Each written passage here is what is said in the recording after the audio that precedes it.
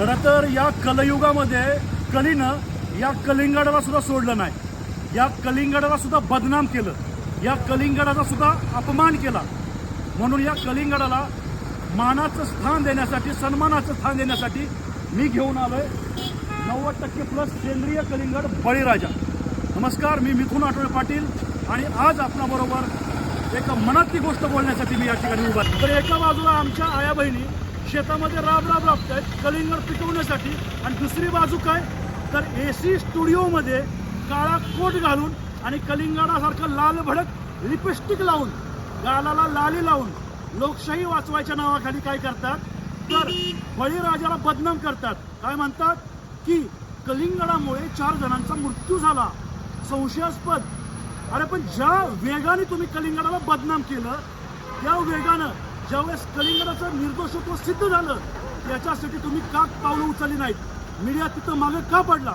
ज्यावेळेस तुमची TRP वाढवण्यासाठी तुम्ही या कलिंगडाला बदनाम केलं, मग या कलिंगडाचं निर्दोषत्व सिद्ध करण्यासाठी तुम्ही त्या पटीनं प्रयत्न का केलं नाही?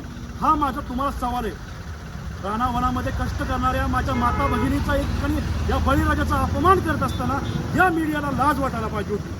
म्हणून सोशल मीडियाच्या माध्यमातून मी लोकांना एवढं सांगेल की या वृत्तवाहिन्यांना, या वृत्तपत्रांना, म्हणजे या मीडियाला न्यायालयाने नियम अटी घालण्याची वेळ केव्हाच आली. आता मात्र त्याचं इम्प्लिमेंटेशन झालं पाहिजे आणि यांच्यावरती बंधनं लावली पाहिजेत. एवढंच या ठिकाणी बोलताना बळीराजांनी सुद्धा, शेतकऱ्यांनी सुद्धा एक गोष्ट लक्षात घ्यावी की रासायनिक शेतीचा आता प्रयोग फार कमी करावा, जैविक शेतीकडे, सेंद्रिय शेतीकडे वळावं.